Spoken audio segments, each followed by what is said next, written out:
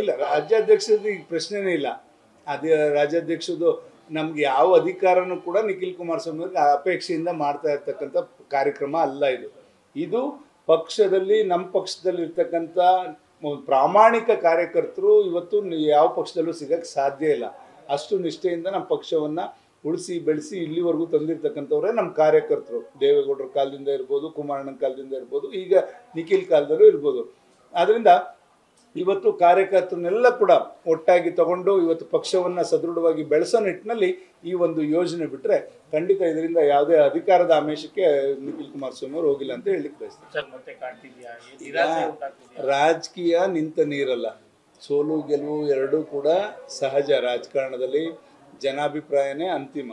ಆದ್ದರಿಂದ ಅದಕ್ಕೆ ನಾವೆಲ್ಲ ತಲೆಬಾಗ್ತೇವೆ. ಜನ ಕೊಟ್ಟಿರ್ತಕ್ಕಂಥ ತೀರ್ಪು ಏನಿದೆ 3 ಸಲ ಅವ್ರಿಗೆ, ಅದಕ್ಕೆ ತಲೆಬಾಗಿ ನಾವು ಮನೇಲಿ ಕೂತ್ಕೊಳ್ಳೋವಂಥ ವಂಶ ಜಾಯಮಾನ ದೇವೇಗೌಡರ ಕುಟುಂಬದಲ್ಲ.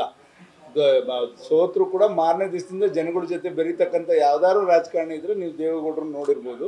ಆದ್ದರಿಂದ ಅದೇ ರೀತಿಯಲ್ಲಿ ಇವತ್ತು ನಿಖಿಲ್ ಕುಮಾರಸ್ವಾಮಿ ಅವರು ಕೂಡ 3 ಸಲ ಸೋತಿದ್ದೀನಿ ಅಂತಕ್ಕಂಥದ್ದು ಏನೋ ಹಿಂಜರಿಕೆ ಇಲ್ಲದ ರೀತಿಯಲ್ಲಿ ಇವತ್ತು ರಾಜ್ಯದಲ್ಲಿ ಪ್ರವಾಸವನ್ನು ಹಮ್ಮಿಕೊಂಡಿದ್ದಾರೆ. ಖಂಡಿತ ಇವರು ಉತ್ತಮ ರೀತಿಯಲ್ಲಿ ಎಲ್ಲರನ್ನೂ ಕೂಡ ಸಂಘಟಿಸಿ ಎಲ್ಲರನ್ನೂ ವಿಶ್ವಾಸ ತಗೊಂಡು ಪಕ್ಷವನ್ನು ಸದೃಢವಾಗಿ ಬೆಳೆಸ್ಕೊಂಡು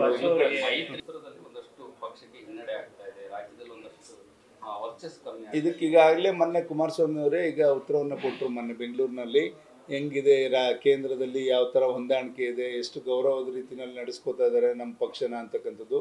ಇಲ್ಲೂ ಕೂಡ ಅಷ್ಟೇ. ನಾನು ಇದೊಂದು ಏನಾಗಿದೆ, ನಾವು ಈಗಾಗಲೇ ಹಲವಾರು ಬಾರಿ ಹೇಳಿದ್ದೇವೆ, ಇಲ್ಲಿ ಹೊಂದಾಣಿಕೆಯ ಕೊರತೆ ಆಗಿದೆ ಅಂತಕ್ಕಂಥದ್ದು ನಾವು ಕೂಡ ಸ್ಪಷ್ಟವಾಗಿ ಹೇಳ್ತೇವೆ.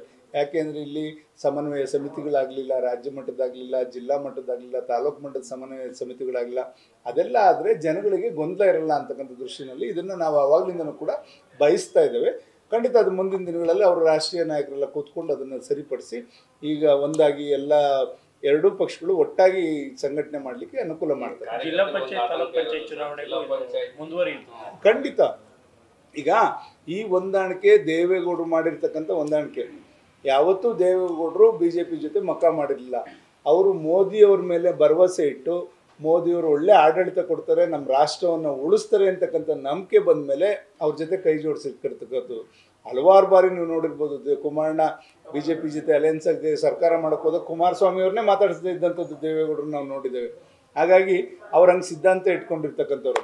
ಇದರಲ್ಲಿ ನಾವು ನಮ್ಮ ಸಿದ್ಧಾಂತ ನಮ್ದು ಇದ್ದೇ ಇದೆ. ನಮ್ಮ ಸಿದ್ಧಾಂತ ಬಿಟ್ಟೇನೋ ಅವ್ರ ಜೊತೆ ಹೊಂದಾಣಿಕೆ ಅಲ್ಲ, ಸಿದ್ಧಾಂತ ಇಟ್ಕೊಂಡು ನಾವು ಖಂಡಿತ ಈ ಒಂದು ರಾಷ್ಟ್ರೀಯ ಉದ್ದೇಶದಿಂದ ದೇಶದ ಒಂದು ಏಳಿಗೆಗಾಗಿ ಮತ್ತು ನಮ್ಮ ರಾಜ್ಯದ ಒಳಿತಿಗಾಗಿ ಈ ಹೊಂದಾಣಿಕೆಯನ್ನು ಖಂಡಿತ ನಾವು ಭದ್ರವಾಗಿ ಉಳಿಸ್ಕೊಂಡು ಅದರ ಮುಖಾಂತರ ಚುನಾವಣೆಗೆ ಹೋಗ್ತೀವಿ ಅಂತ ಹೇಳ್ತೇನೆ.